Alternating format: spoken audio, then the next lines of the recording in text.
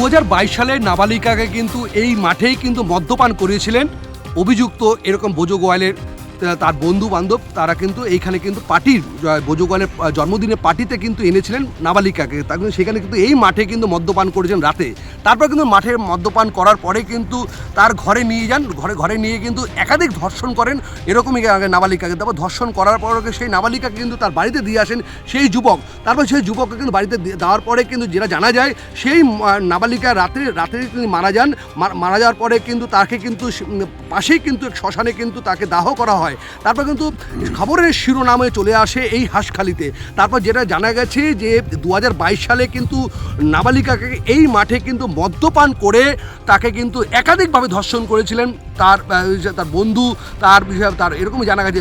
তাদের নামে কিন্তু হাঁসখালি থানায় অভিযোগ দায়ের করা হয়। অভিযোগ দায়ের করার পরে 9 জনকে গ্রেপ্তার করে, তার বাবা সমেত 9 জনকে গ্রেপ্তার করে। আজকে কিন্তু সিবিআই কিন্তু সেই দায়িত্ব ভার নেওয়ার পরে কিন্তু রানাঘাট জেলা আদালতের কিন্তু যেটা জানা গেছে 9 জনের মধ্যে 3 জনকে অভিযুক্ত সাথে তার বন্ধু 3 জনকে কিন্তু যাবজ্জীবন জেল কাস্টডিতে দেওয়া হয়। আজকে যে কোর্টের রায় বেরিয়েছে সেটা নিয়ে আপনারা কি চাইছিলেন কোর্টের রায়? আমার মেয়ের যেভাবে নৃশংস করে মারিছে, আজ কোর্টের যে রায় গেছে জজ সাহেব, সে রায়তে আমি কোনো খুশি না। ফাঁসি হলে আমি খুশি হতাম।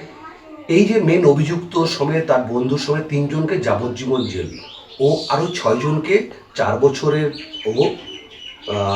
কারাদণ্ড দেওয়া হয়েছে, সেটা নিয়ে কি বলবেন? সেটা নিয়ে আমি বলবো, আমার মেয়ের যে কষ্ট দিয়ে মারিছে, জজ সাহেব যদি ফাঁসি দিত তাই আমি খুব খুশি হতাম। আমার মেয়েটাও শান্তি পেত যে আমার জীবনটা তো এইভাবে গেল, ওদের জীবনও এইভাবে যাক। 2022 সাল থেকে আজকের ডেট পর্যন্ত প্রায় 3 বছর 3.5 বছর অতিক্রম হলো সিবিআই তদন্তর ভার নেওয়ার পরে কিন্তু এই রায়টা বেরোলো, সেটা রায়টা নিয়ে কি বলবেন? সিবিআইয়ের পর আমার ভরসা ছিল, এই পর্যন্ত নেছে। আজ সেই জজ সাহেবের সেই রায় পালাম, যে রায় দিচ্ছে জজ সাহেব সেই রায়তে আমি খুশি না। ফাঁসি হলেই খুশি হতাম। 22 সালে নাবালিকা ধর্ষণ হয়েছিল, তার মধ্যে 9 জনের অভিযুক্ত গ্রেপ্তার হয়েছে। আজকে রায়, তারপর কিন্তু 2022 সাল থেকে এই শ্মশানে কি কোনো দাহ হয়েছে? না। মানে আপনারা 2022 সাল থেকে এত বছর দেখে এসেছেন, কি দাহ হয়নি? মানে এখানকার যারা স্থানীয় বাসিন্দারা যদি মরে যায় তাহলে তার দাহ করছেন কোথায়? তাহলে ও নবদ্বীপ নিয়ে যায়। নবদ্বীপে তাহলে আগে হতো? তারপর কবে বন্ধ হয়েছে এটা? এই ঘটনা ঘটার পরে। কোন ঘটনা? 2022 সালে? হ্যাঁ। মানে আপনাদের এলাকার মেয়ে? আমার এই তো এই পাশে। যাই হোক, তারপর থেকে কোনো শ্মশান বন্ধ সিল করে দিয়ে গেছে। কারা সিল করলো? পুলিশ প্রশাসন। কোন থানা পুলিশ? হাঁসখালি থানায়।